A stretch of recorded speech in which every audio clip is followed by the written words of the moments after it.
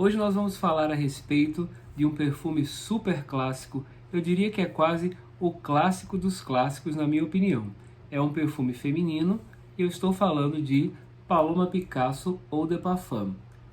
Essa é a embalagem, tá? A caixa traz detalhes em vermelho, preto e dourado. Diz a própria marca que essas cores são uma referência ao luxo que a marca representa. Eu acho muito legal dessa caixa é que ela representa, na minha opinião, tá? Quando eu fiz a análise da caixa aqui, verificando, o detalhe em vermelho é como se fosse uma embalagem de presente, parece que foi rasgada uma parte do papel. E a parte preta com branco, né, aqui representados, é como se fosse já o conteúdo da embalagem. É como se a caixa fosse rasgada e daqui da caixa você já conseguisse verificar o que aparece dentro. No caso, esse é o frasco do perfume, tá? Eu acho muito legal esse frasco. A princípio, quando eu vi o perfume na prateleira das perfumarias pela primeira vez, eu achava que o conteúdo líquido do perfume ficava concentrado somente nessa parte ovalada do centro, tá? Mas aí depois eu descobri que retirando essa tampa de plástico, nós conseguimos ver que o resto é tudo vidro, tá? Tanto a parte transparente, onde nós conseguimos ver o líquido, quanto essas partes aqui das laterais, né, que é pintado de preto, mas é vidro também e é preenchido com perfume. Essa é a embalagem de 100 ml.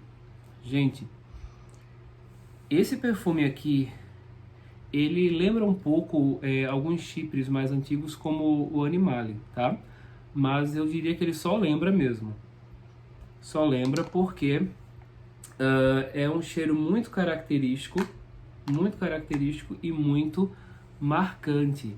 Eu diria até que nas horas iniciais ele consegue ser mais marcante que o próprio Animale, que já é um perfume extremamente potente.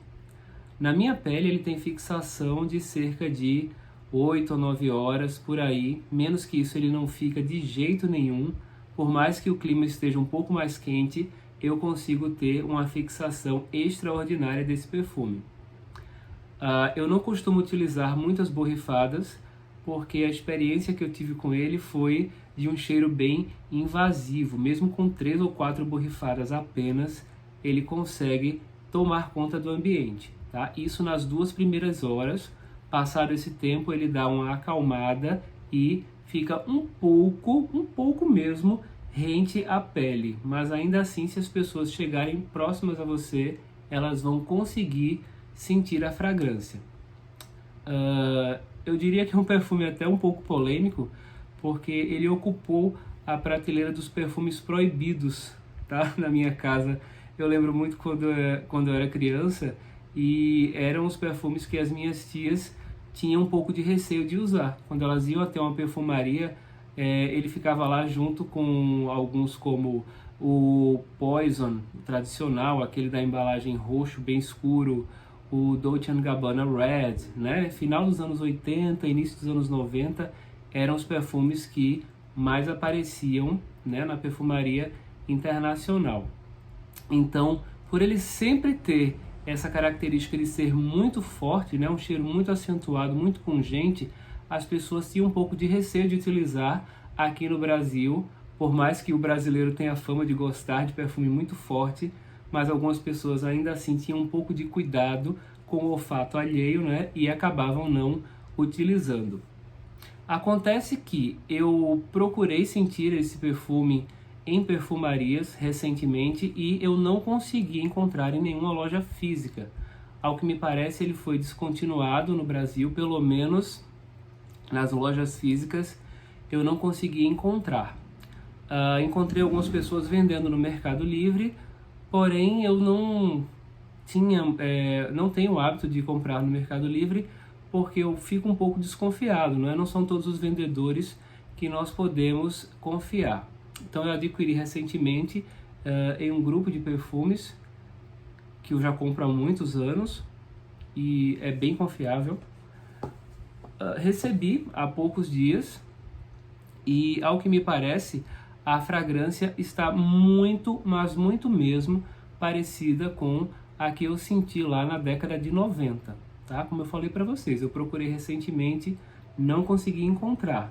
Porém, ao adquirir agora, quase que às cegas, sem saber de nenhum tipo de reformulação ou que ele realmente seria descontinuado, eu recebi o perfume e quando eu senti a fragrância, o que eu pude perceber é que ele continua com o mesmo cheiro. A fragrância para mim não mudou.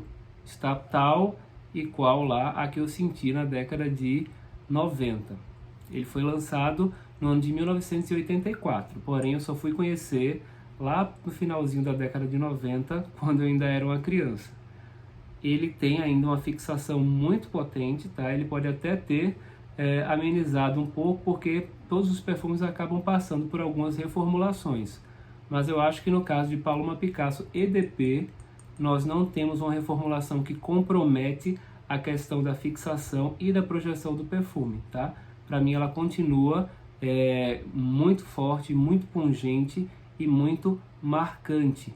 Acho que ele combina muito com mulheres mais maduras, porém eu não acredito nessa questão da classificação de perfume como masculino, feminino, para mulheres mais jovens, para homens de mais idade. Eu acho que vai muito de acordo com o seu gosto, né? Nós usamos aquilo que nós nos sentimos bem. E eu acho que se você acha que combina com você, as outras pessoas não têm que opinar em absolutamente nada, tá? Continua assim sendo um perfumão, um clássico atemporal, e se você gosta de perfumes marcantes, você precisa conhecê-lo, tá? Paloma Picasso Eau de Parfum é uma fragrância extraordinária. Super recomendo e até a próxima resenha.